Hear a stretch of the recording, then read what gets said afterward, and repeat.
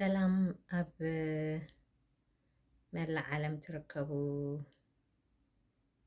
ሰማዕቲ ትግርኛ ብፍላይ ከዓ ኣብ ዲያስፖራ ዘለኹም ስደት ዘለና ኩላትኩም ሰላም ንዓኹም ይኹን። እንታይ እስከ ክብለኩም ደለ እዚ ዝሓለፈ ወርሕን ሰሙንን ንኸውንሲ ኣብ ኬንያ በፂሐ መፅአ ማለት እዩ። ካብ ካናዳስ ንኬንያ ከይደ ነይረ ፋሚሊ ቪዚት ክገብር ሶ ከም ዝተዓዘብክዎ ሲ ተዓድስ ማዕቢል እዩ። ኬንያ ማዕቢል እዩ። ከምቲ ሰብ ዝብለና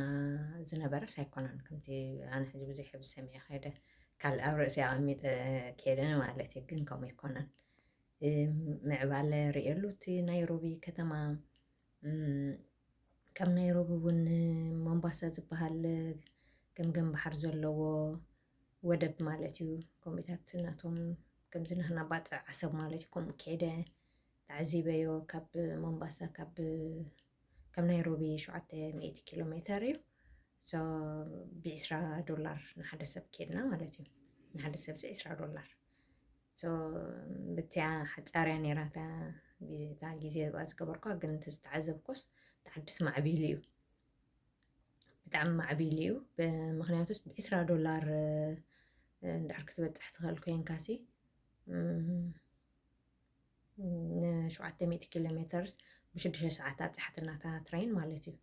102 ኪሎ ሜትር እናተሓንበበት ገለ ይርኤካ እዩ ኩሉ በቃ ምዕቡል ልክዕ ከምዚ ናይ ነፋሪት ትኸይድ ዘለካ ፉድ ሰርቨር ኣለዋ፣ ናይ ፅሬት ኣለዋ፣ ወሽሩም ፅሩይ ኣለዎ ኣብቲ ትሬን።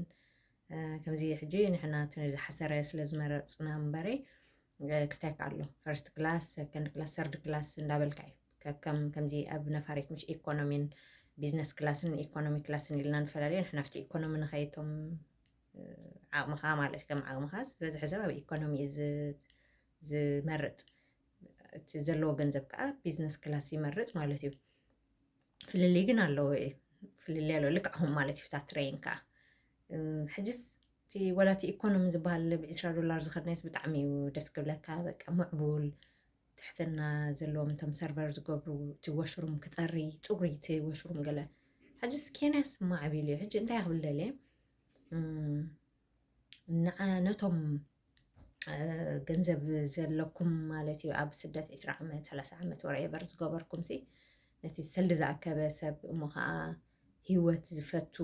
ሂወት ጥዑም ሂወት ወይ ቢዝነስ ናቶም ኣብ ኤርትራ ዝነበሮ ውላም ኣብ መቐለ ኣዲስ ኣበባ ከምኡ ከዓ ተጋሩ ማለት እዩ። ብሓፈሽ ዝዛረቦ ዘለኹ እቶም ትግራይን ኤርትራውያንን ተጋሩን ስለተሰምዕዎ ማለት እዩ። ሕጅስ ኣድቫንቴጅ ሲ ኣለዎ ተዓዲ ድሕር ካብዚ 100,000 200,000 300,000 ወርኤቨር ከም ሰብ ዓቕሙ ማለት እዩ ዶላር ሒዝካሲ ኣብኡ ምንባር ይበልፅ እየ ዝብል ኣነ። ኣብኡ ናትካ ቢዝነስ ክትከፍት ትኽእል ኢኻ። ናትካ ከፊትካ ከዓ ኦውነር ኮይንካ ኣለኻ ማለት እዩ። በቶም ኬንያውያን ጌርካ ክተስርሑ ትኽእል ኢኻ። ምክንያቱ ይሓቶም ነይረ ነቶም ኬንያ ሰብ ታክሲ ገለ ዝተላለኽዎም ሓደ ዶክተር ገለ ዝተላለኽዎ ነይሩ ወላ ምሳይ ዝኸዱ ገለ ሓቶም ከለኹ 60% ህዝቢ ኬንያ ድኻ እዩ። እቲ 30% ከዓ ማእከላይ ናብራ ዝነብር እዩ። እቲ 10% ከዓ እቲ መንግስቲ እዩ ሃፍታም ማለት እዩ። ሕጂ 60% ድኻ እንድሕር ኣሎሲ ብኦም ጌርካ ተስርሑ ትኽእል ኢኻ ማለት እዩ። ምክንያቱ እቲ ኣነ እቲ ንዓይ ዝርድአኒ ዘሎ ኣብዚ ኣብዚ መዋእልካ ናብ ትሕቲ ካምፓኒ እናስራሕካ ኢኻ ክትነብር ወላ ገዛ ወላ ሓዳሽ መኪና ናይ ባኮ ግዛእ ሲ እቲ ምስቲ ወይዘር ምስቲ ገለስ ሕጉስ ሂወት የብልካን። ብሓፈሹ ከዓ እቶም ቆልዑ ዝወለድኩም ከዓ ደቅኹም ፍርሕ ኣለኩም ማለት እዩ። ምክንያቱ ገኒሕካ ተስምዖ ሃገር ኣይኮናን ዘለና ኣብዚ ዌስተርን ካንትሪስ ብፍላይ ኣብ ሜድያ ሰምዓ ነይረስ እቶም ቆልዑት ወለዶም ይንዕቑ ኣምኖት ሓበሻ ይብሉ ኣበይ ሜድያ ሰሚዐ ከምኡ ትብል ገለ ይብሉ ገለ ብሉካ። ሕጂ ሲ ኣብዚስ ደቅኻ ኢኻ ትኸስር ዘለካ ማለት እዩ። ብዚ ስደት ድሕር ከምኡ ክብሉ ዝጀመሩ ዲስፕሊን ዘይብሎም ደቅኻ ካብ ትርኢ ብዕፅፊ ሰልዲ ተሊካ ናትካ ቢዝነስ ከፊትካ ካብ ሰራሒ ትኸውን ኣብ ካናዳ ኣሜሪካ ኤሮጳ ኣስራሒ ትኸውን ኣለካ ማለት እዩ። ካብ ሰራሒ ኣብ ትሕቲ ካምፓኒ ሰራሕተኛ ትኾንሲ ኣስራሒ ካብ ስራሒ ክትኮን ስራሒ ኣብዚ ኸ ክትከፍት ተደለኻ ሲስተሞም ብጣዕሚ እዩ ጥንግንግ ዝበለ ናሽቱ ቢዝነስ ክትከፍት እውን ናይ ኣተባብዕን እዩ በዓል ካናዳ ኣነ ብፍላይ ከም ዝሪኦ ማለት ናሽቱ ቢዝነስ ኣየተባብዕን እቲ መንግስቲ ዓበይቲ እዩ ዓበይቲ ቢዝነስ ክኸፍቱ እዩ ዘተባብዕ ዝበዝሐ ሕጂ ወላቲ መቾት ወላቲ ናብራ ወላቲ ፀሓይ እቲ ቫይታሚን ዲ ናቹራል ዓመት ሙሉእ ዊንተር የለን እቲ ናይ ኣፍሪቃ በቃ ደስ ዝብለካ ገምገም ባሕሪ ኣለዎም ብፍላይ ኬንያስ ዓርቢ ኸይድካ ሰንበት ትምለሱ ሞምባሳ ኸይዶም እዮም ቶም ሃፍታማት ከምዚ ባፅሕ ሓንቢሶም ዝምለሱ ዝነበሩ ከምኡ በቃ ምስ ደቆም ገለ እንጆይ ገይሮም ይምለሱ ሰንበት ንዓዶም ምስኒ ከዓ ስራሕ ዝኸይድ ስራሕ ትምህርቲ ዝኸይድ ትምህርቲ ሕጂ ወላ ንደቅኻ ቀንዲ ብዚ እቲ ወይዘር ሓደ የፅላእካ ደቅኻ ኣብዚ ከይትኸስሮም ከዓ ዝኽሉ ወሊድካ እንታይ ዓይነት ሰብ ኢኻ ተፍርደለካ ከዓ የፍርሐካ ማለት እዩ ዲስፕሊኖም ማለት እዩ ክትገንሖም ከዓ ስለዚ ትኽእል ሕጂ እንድሕር ኣብኡ ኬድካሲ ኣብቲ ደቅኻስ ኣብቲ ደቂ ሃፍታማ 30% ዝመሃርዎ ዘለዉ መምሃርሲ ትስእኒ ኢኻ ምክንያቱ ካብዚ ሒዝካ ኢኻ ትኸይድ ዘለኻ ገንዘብ 200,000 ገለ ድሕር ዘለዎ ሰብ ድሕር ኮይኑስ የዋፅኦም ፈረቓኒ እዩ ኣብ ኬንያ ክነብር ወላ ዩጋንዳ ኩሉ ማለት ኣፍሪቃስ ኣነ ብፍላይ ኬንያ ከም ዝተዓዘብኮ ኬንያ ብሉፅ ኮይኑ ረኺበዮ ማለት እዩ ርእዮ ማለት እዩ ከም ዝተዓዘብኮ ሕጂስ ደቅኻስ ኣብቲ ማእከላይ ተምህሮም ኣለኻ ዓቕሚ ገንዘብ ስለ ዘለካ ከፊልካስ ከተምህሮም ትኽእል ኢኻ ኢንተርናሽናል ዩኒቨርሲቲ ዶ ኮሌጅ ዶ ወላ ውሎ ከም ገንዘብ ዘለዎ ሰብ ማለት እዩ ቀዳማይ ነገር ከዓ ዲሲፕሊኖም ከዓ ትኸስብ ኣለኻ እቲ ዲሲፕሊን ብጣዕሚ ኣገዳሲ ማለት እዩ ስለዚስ እቲ ሂወት ዝፈቱ ምቾት ክነብር እየ ዝበለስ ኣነስ ኣፍሪቃ እዩ ዘወፃና እየ ዝብል ያ ኣነ በቃ ይሓልም እየ ዘለኹ ናብኡ ክኸይድ በቃ ኣምላኽ ሓደ መዓልቲ ዝሓስብኮም ዝከነለይ ማለት እዩ ምክንያቱ ኣብዚ ሂወትካ ሙሉ ኣብ ትሕቲ ካምፓኒ ኢኻ ክትሰርሕ ኣብ ትሕቲ ሰብ ኢኻ ክትሰርሕ ኣብኡ ግን ሰራሕተኛ ደይኮንካስ ኣስራሕ ኢኻ በቃ ራእዮሞ ትፍልልዩ ራእይዎ እሞ ከዓ ዓድና ከምኡ ኢሉ ይነብርን እዩ ሰላም ክኾን ኤርትራ ሰላም ክኾን ትግራይ ሰላም ክኾን ዓዲ ኩሉ ሰብ መዓልቲ ኣሎ ኣብ ጥቓ ኣብቲ ጥቑ ክትፀንሕ ይበልጥ ካብ ኣርሒቕና ጠፊእና ዘለና ኣብዚ ማለት እዩ ኣነ ከምኡ ይብል ሕጅስ ዶክተር ኮይኑ ፋርማሲስትስ ኮይኑ ገለ ዝኾነ ወሬቨር በብሞዩ ሰብ ኣብኡ ክኸፍት ትኽእል ትካል ድኳን ዓብ ሱፐርማርኬት ክትከፍት ትኽእል ማእከላይ ክትከፍት ትኽእል ከከም ትሕዝቶኻ ማለት እዩ ከከም ዓቕሚ ገንዘብካ እዩ ማለት እዩ ብፍላይ ከዓ ደቅኹም ክትከስቡ ትኽእሉ ክትከስብዎም ትኽእል ኢኹም ምክንያቱ ናይ ኣፍሪቃ ተዕባብያ ኢኻ ክትዕብዮም ኣብዚ ከም ናይ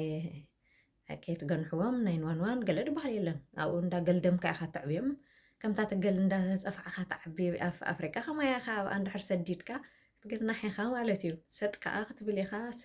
ሰብ ተፍርልኻ ማለት እዩ ሰብ ዝበሃል እኮ ናይ ዝወለድካዮ ኣይኮነን እንታይ ኢኻ ተፍሪኻ ዲስፕሊኖም ካብ ኩሉ ትምህርቶም ይምበር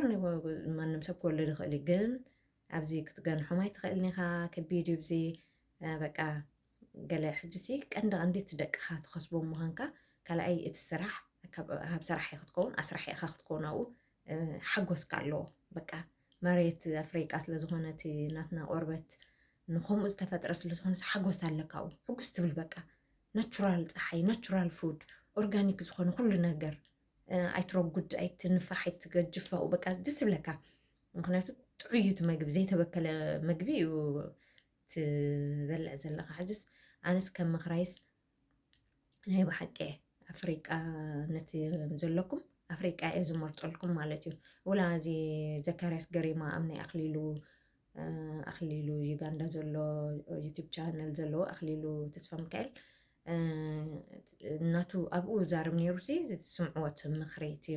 ሞር ከማንሱ ጋዜጠኛ ስለዝኾነ ኮምፔር ገብሮ ነይሩ እቲ ናይ ምዕራባዊ ዓለምን እቲ ናይ ኣፍሪቃ ዘለካ ፀጋን ማለት እዩ ሕጅስ ኣነ ከም ዝተዓዘብኩስ ብጣዕሚ $20 ከም ናይሮቢ ሞምባሳ ትኸይድ $20 ትምለስ በርበዓ ኣነ ግን ካብዚኣን ቶሮንቶ ክኸይድ ሃንደ በፅባሕ ተዘቑርፅ ልዕሊ $150 ይክኸፍል ናይ 5 ሰዓት ራይወት ፍልል ይረአዮ 150 ከፊለን ቶሮንቶ ዝኸድ ኩሉ መዓልቲ ኣሎ ከምኡ ከፊልካ ዝተመለስ ኩሉ ኣሎ እዚ ግን ሎሚ ቆሪፅካ ንፅባሕ ክትከይድ ب$20 تخيد تزتحت زحجي مالتي نقركم الله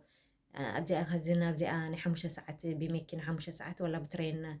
4 ساعات نفرق انجلسي $150 كفيل عن تورنتو زغر كله له سلازس راي ومت تفللي أبي كي خبر كله بقى له سوبر ماركت عبيت لهم زي على كندا والمارت سبور ستور قالن بلو عبيت بقى بكارد زغفل مالتي بماشين يسرح لك حمز بكندا نروح عبيت بعل تينا نبلو والمارت ريت زعبي لابلوس كلهم تاع كل شوبينات عبيت له فود بيزيك كلا زبال كوموسي بقى له كله قالو سو كله بكندا له ساو له ገንዘብ ጥራይ ዘለካ ስለዚህ ሕዋተይ ኣነስ ናይ ባሕቂ ቶም ሰልዲ ዘለኩም ደቅኹም ማይትኸስሩ ትምህርቲ ጽቡቕ ክትምህርዎም ትኽእሉ ኢኹም ኣብዓም ገንዘብ ስለ ዘለኩም ኣነ ይመርፀልኩም ኢስት ኣፍሪቃ ክትፀንሑ ዩጋንዳ ወላ ክትመርፁ ትኽእሉ ኢኹም ወላ ኬንያ ክትመርፁ ትኽእሉ ኢኹም ወላ ካልእ ሱዳን እኳ ኩናት እዩ ዘሎ ግን ሜይቢ ኩናት እዮም ክትብሉ ትኽእሉ ኩናት ንዕድል ነገር እዩ ኩናት ንዕድል እዩ እግዚኣብሔር እዩ ዝፈልጥ ኩናት ተመፂኡ ዕድልካ ንካናዳ ካዲኻ ክትሃድም ንኣሜሪካ ፓስፖርት ኣለካ እንዶ እንታይ እሞ ማለት እንታይ እሞ ውሕስነት የብልና እንገለ ክትብል ዘይትኽእል ኢኻ እሱ ናይ እግዚኣብሔር ሰላም ኮይኑ ኸመን ኣፍሪቃ ሂወትካ ምላቕ ክትነብር ትኽእል ኢኻ ከምኡ ኢሉ ክነብር ስለ ዘይኮነ ምክንያቱ ኩናት ክመፅእ ገለ ኢልካስ ክትፈርሕ የብልካን እየ ዝብል ኣነ እንታይ ኣብ ዘለናይ ስመ ንፈሊጥ ድብል ዝመፅእ ተኾነ እንታይ ምሻሎ ስለዚስ እንድሕር ሲቲዝን ኮይንካስ እንታይ እሞ ዘፍራሕ ኣለካ እዩ ክትመፅእ ትኽእል ኢኻ ናብዚ ክትመፅእ ትኽእል ኢኻ ክትስእ ከዓ ትኽእል ኢኻ ኣነ ናተይ ምኽሪ ኣዚኣ ካብ ዝረኣኽዎ ማለት እዩ ኣላይክ ኬንያ ከም ዝተዓዘበኮ ኬንያ ብጣዕሚ ደስ ዝብለካ ክልተ ሰሙን እየ ገይረ ግን በቃ በታ ዝረኣኽዎ ተዓድስ ኣላይክ ኬንያ በቃ ብጣዕሚ ፈትየዮ ብጣዕሚ ገንዘብ ሒዝካስ ናብዚኣ ምምላስ ትፅብቕ ኢለ ዘበልኮ ማለት ትጥዕም ኢለ ዘበልኮ እየ ማለት ተፀሊእካዮ ከዓ ትምለስ ትኽእል ኢኻ ከምነ እውደካ ድዩ ሲቲዝን እንድሕር ኮይንካስ ኣነ ነቶም ሲቲዝን ኢኻ ዝብል ዘለኹ ቀንዲ ነቶም ሲቲዝን ነቶም ገንዘብ ዝሓስኩም ከዓ ስእልካ ኣይኮኖም ግያግያ ተሓመቕካስ ልዕሊ 150,000 ገለ ክህልወካ ኣለዎ እምበር 200,000 300,000 ሒዝካ እምበር ስእልካ ኣይኮነን ኢንቨስት ክገብር ዝሓስብ ሰብ ሂወት ዝረኣየ ምቾት ዝፈቱ ምቾት ኣብያ ዘላ ዓመት ሙሉእ ፀሓይ ስለ ዝኾነ በቃ ዝተኸደናዮ ክዳን ከዓ ናብዚ ዝገዛእናዮ ክዳን ከዓ 6 ወርሒ ንክደኖ ናይና ዘለና ኣብኡ ብኸፉ ይመስለኒ ከዓ ርጋፍ ትርማድ ምክንያቱ ዊንተር እዩ እሱ እቲ ወይዘር ረኣይዎ ናይ ወይዘር ፀጋ ኣለካ ኣብኡ ኤንወይ ከምቲ ዝገለፅክዎ ማለት እዩ እዚኣ ምኽሪ የመሓላልፈልኩም ሰላም ቀኒ ኢለይ